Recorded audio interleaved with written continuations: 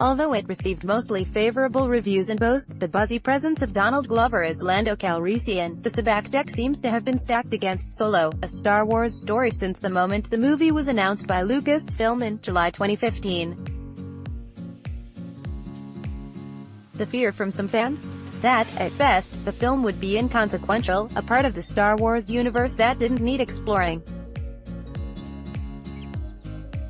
At worst, especially with the high-profile director swap of Chris Miller and Phil Lord for Ron Howard last June, that the film could diminish some of the swagger of Harrison Ford's iconic character. That sentiment is what the Disney marketing team was tasked with addressing and promoting Solo, just a few months after the release of Star Wars: The Last Jedi, which has grossed $1.3 billion worldwide to date. Here's a closer look at how Disney has handled the rollout for Solo, which is tracking for a $300 million global bow over Memorial Day weekend. The trailer's fans got their first look at the movie via a 45-second Big Game ad, 7.4 million views on YouTube, that aired during the Feb. 4 Super Bowl, and which offered the barest of outlines and glimpses, never showing Solo clearly but establishing that Alden Ehrenreich's character is finding himself and his place in the galaxy. The main purpose of the spot was to promote the release of the full teaser the next day on corporate sibling ABC's Good Morning America. As the Feb. 5 first teaser, 12.7 million views, opens, we hear Solo talking about how he's lived a hard life, relying on his wits since he was a kid, running scams and eventually getting kicked out of the Imperial Academy for being too difficult. All that happens amid scenes of chases through a crowded marketplace. The April 8th full trailer, 13.6 million views, is more about how Han is always chasing something. Emilia Clarke's Kyra is asking him, via narration, what it is he's after as we see him meeting Lando, inspecting the Millennium Falcon and so on. We once again see him being recruited into a crew of outlaws, this time as Woody Harrelson. Beckett warns him there's no turning back from that life once he's in. There's also a bit where Lando says, "Better buckle up, baby," to Han that set Twitter and Tumblr on fire. The posters on Feb. 5. The same time the first teaser trailer appeared, a series of 4 character posters dropped. Each showed a different member of the cast through the window-like openings of their name, a brightly colored planet behind them. So we see Solo, Chewie, Kyra and Lando. They all evoke a Western wanted poster feel with faded white paper and dog-eared corners. It also led to a claim of design theft, with Disney later saying the posters were created by an outside vendor. The April 8th debut of the theatrical poster combined all those characters into one image while maintaining the overall design of seeing them through what in this case is not only the main character's name but also the title of the movie. A few of the supporting characters are added to the background as well. AMC's Dolby exclusive poster was just a variation on the theatrical one-sheet's design, retaining that wanted poster feel of being a bit weathered and worn. A Fandango exclusive design showed all the main characters walking dramatically toward the camera as the Falcon hung suspended in the background.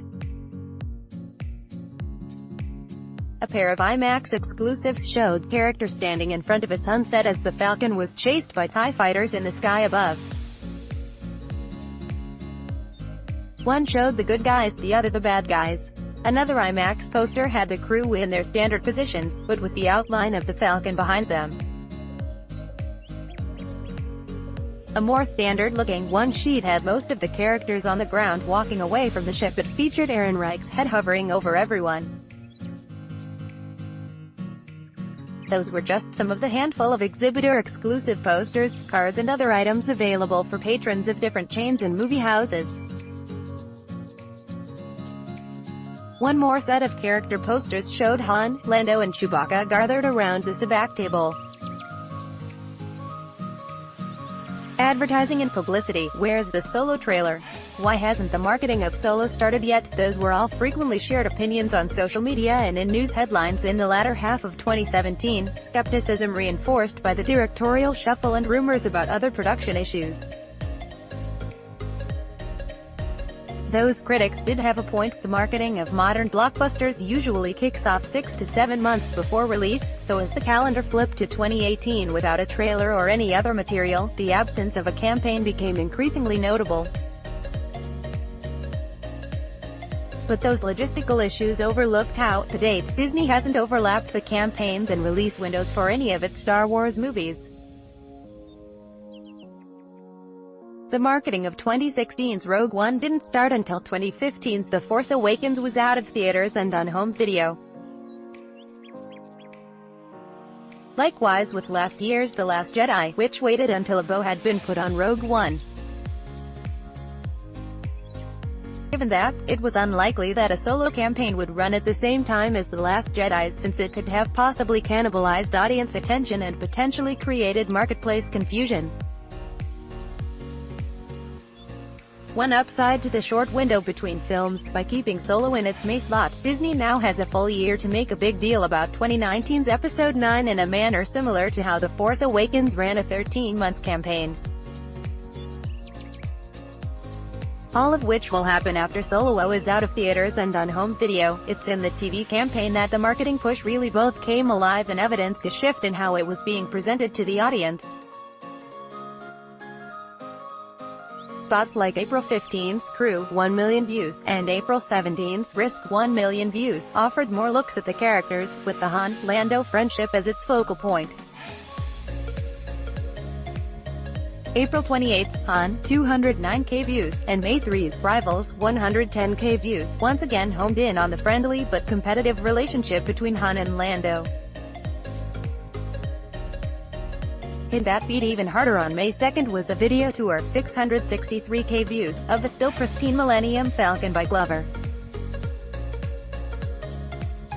A 360-degree video, 248k views, of Han and Lando playing their pivotal game of sabacc to decide the fate of the Falcon was released that let the viewer pivot the camera around to get a better look at the cards and the assembled aliens around the two scoundrels. That character focus may have culminated with the release of May 9's Han Meets Lando, 241k views, showing the first meeting of Han and Lando over another game of sabacc. Marketing stunts. On April 25th, a promotional tour was announced that would bring recreations of the Falcon's cockpit and other scenes from the movie to a handful of cities. A charitable effort called A video, 136k views, had the cast talking about what a diva Chewbacca was on the set and encouraged viewers to tag friends into the challenge to raise funds. That campaign also included the LEGO Group offering New York City pedestrians a ride in a mini LEGO Falcon pedicab.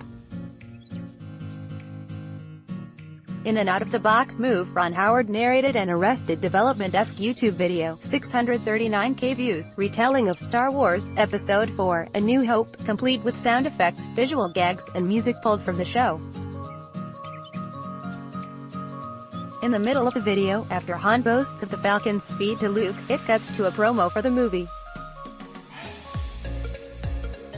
On May 15th, 5 days after the world premiere in Los Angeles, the movie screened out of competition at the Cannes Film Festival, a screening meant to bring it back to the top of everyone's mind and take advantage of so much of the entertainment industry's press being in France at the time. A big celebration with many of the movie's stars and a huge fireworks display followed the screening. Promo partners. In terms of promotional partners, there were quite a few, including Denny's, which created a movie-themed menu and offered collectible trading cards to diners who ordered it. That menu was supported by an ad campaign including a TV spot that had two kids as Han and Lando, with Chewie in the background, playing sabacc in an alien bar. Esurance, which launched a campaign including a TV spot encouraging people to check out their insurance options to make sure their real-life Millennium Falcon, i.e., their car, was protected against damage. Norton, which used a co-branded campaign to promote the company's partnership with LifeLock to provide a more well-rounded suite of personal security products. Nissan, which used the movie to promote its 2018 Rogue, a car that it has tied to previous Star Wars movies as well. Solo Cups, which took advantage of the thematically appropriate connection to offer co-branded packaging supported by an ad campaign.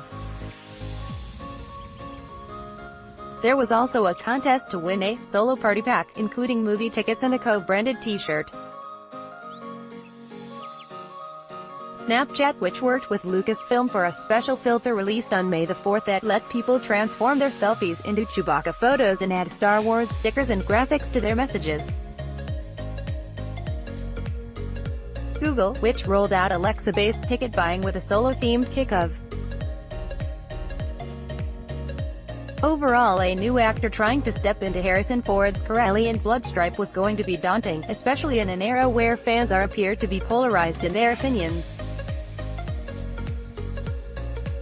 In the end, in the marketing, 3 of the movie's players wound up personifying different attributes that make Han Solo an intriguing character. Ehrenreich brought the hustle, Glover brought the breezy charm and swagger, and Howard brought the humor.